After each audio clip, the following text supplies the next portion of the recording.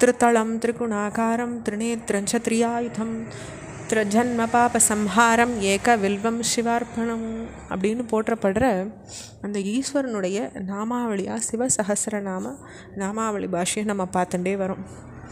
அதில் 993 வரைக்கும் நம்ம பார்த்துருக்கோம். அதாவது ஸ்தாவரணாம் பதையே நம.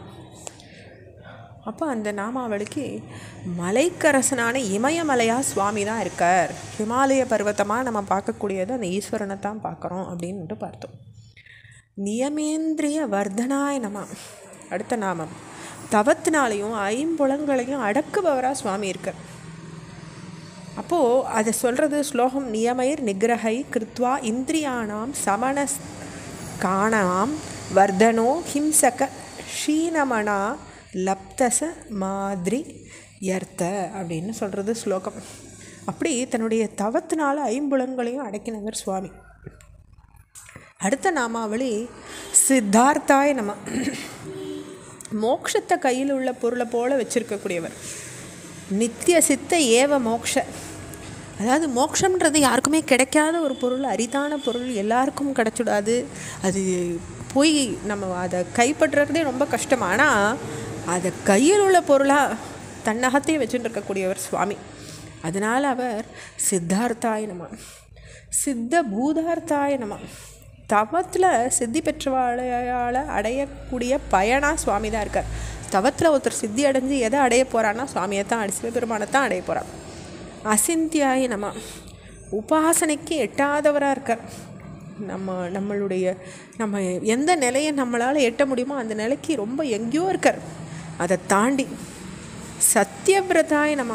சத்தியத்தையே விரதமாக வச்சுட்டுருக்கார். சத்தியம் பிரம்ம அப்படின்னு சொல்லப்பட்டிருக்கு. அப்போது விரதம்ன்றது தவம்ன்றது யாருடையதோ அந்த சத்தியமான விரதத்தை காப்பாற்றக்கூடியவராக இந்த ஈஸ்வரன் இருக்கார். சுச்சையே நம. பிரகிருதியில் பற்றற்று இருக்கக்கூடியவராக இருக்கார் சுவாமி. அதனால் அவர் சுச்சையே நம. விராதிபாய நம. நோன்புகளை காக்கிறவராக இருக்கார். இல்லை அந்தந்த விரதங்களுடைய பலனை அளிக்கிறவராக சுவாமி இருக்கார். அதனால் அவர் விராதிபாய் நம. பரஸ்மை நம. விழிப்பு நிலை, கனவு, உறக்கம் இதில் நிலைகளுக்கு அப்பாற்பட்ட தூரியமாக இருக்கக்கூடியவர். அவர் இந்த நிலையெல்லாம் கடந்தவராக இருக்கார். அதனால் அவருக்கு அந்த நாமம் பரஸ்மை நம. பிரம்மனே நம.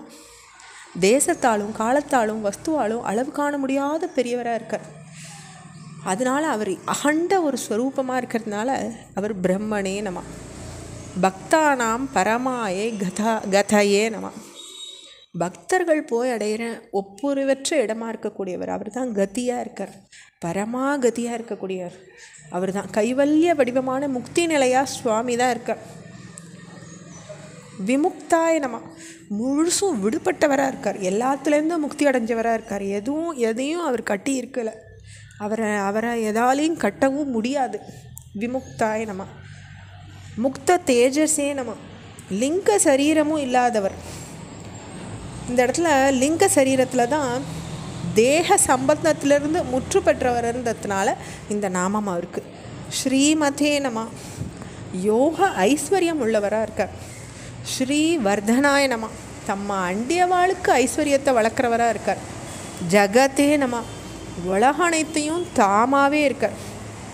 ஆத்ம வேதம் சர்வம் பிரம்மை வேதம் சர்வம் தத்துவமசி அகம் பிரம்மாஸ்மி அயமாத்திய பிரம்மா இத்தியாதி சாஸ்திரார்த்த சித்தம்.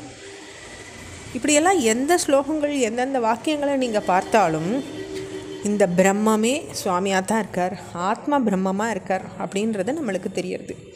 இதோட நம்ம 1008 நாமங்களான சிவசஹஸ்ர நாமாவளி பாஷ்யத்தை நம்ம பூர்ணம் பண்ணியிருக்கோம். ஓம் நம சிவாய.